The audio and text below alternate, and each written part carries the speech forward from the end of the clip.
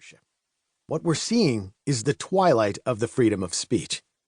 Suppose that in the wake of 9/11, you told people that this grim reality lay ahead. They would have been astounded, indignant even. Some might have dismissed it as far-fetched. After all, our military strength is unmatched in all of world history. And yet, far from defeated, Islamic totalitarianism is on the march. No one would have predicted the situation we face today. We at the Ayn Rand Institute predicted it. We warned against precisely that kind of disaster. We pinpointed the fundamental problem subverting American foreign policy. We championed an uncompromising solution. In the aftermath of 9/11, ARI placed full-page ads in the Washington Post and the New York Times, explaining the attack and presenting an incisive warning. "The greatest obstacle to U.S. victory," wrote ARI's founder Leonard Peikoff, "is not our enemies but our own intellectuals." They advocated the same ideas that had encouraged the enemies. 50 years of increasing American appeasement in the Mideast have led to 50 years of increasing contempt in the Muslim world for the U.S., wrote Peikoff. The irrational ideas shaping American foreign policy had led to 9/11, and every indication pointed to one conclusion. Those dominant ideas, unless rejected, would subvert the U.S. military response and our national security. America is a military superpower, but it lacks the self-confidence and moral certainty needed to understand and fight for its own self-defense. Tragically, our analysis, articulated in countless ARI op-eds, essays, media interviews, talks, has proved correct. We argued that properly conceptualizing the enemy, identifying its character, its goals, is necessary in order to defeat it. Our enemy is defined not primarily by their use of terrorist means, but by their ideological ends. They fight to create a society dominated by Islamic religious law.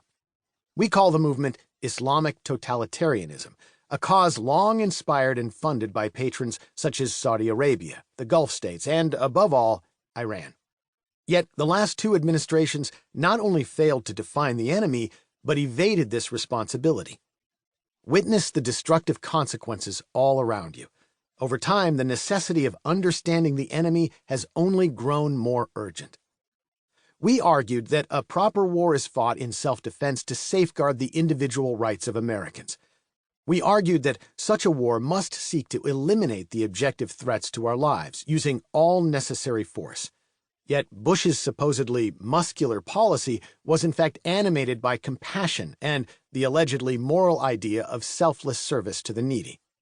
That's true of the overarching goal of Bush's crusade for democracy, giving the needy and oppressed of the Middle East the vote, and of its implementation on the ground. Far from unleashing a shock and awe campaign, Washington engaged in nation-building and subjected our soldiers to absurd, self-sacrificial battlefield constraints. Those same constraints on our soldiers, stemming from the doctrines of just war theory and embodied in international norms of war, persist under Obama's administration. We identified the predictable consequences of the ideas shaping America's foreign policy. Our forward-looking assessments were proven correct. The democracy crusade, we argued, would empower jihadists across the Middle East. It did. See Iraq, Afghanistan, Lebanon, Egypt, the Palestinian territories.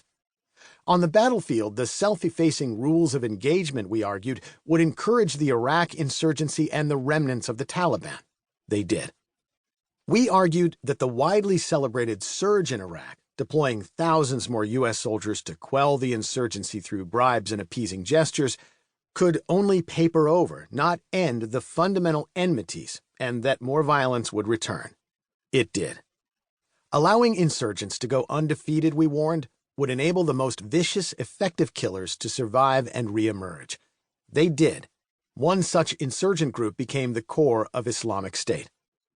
The policy of appeasement, we argued, would only empower such enemies as Hamas and Hezbollah. It did. Witness the Islamist Israeli wars in 2006, 2008 and 9, 2012, 2014. We argued that the prevailing response to the Danish cartoons crisis was pathetic. The West's inability to uphold so vital a right as the freedom of speech, we warned, would further inspire the jihadists. It did. Recall Charlie Hebdo.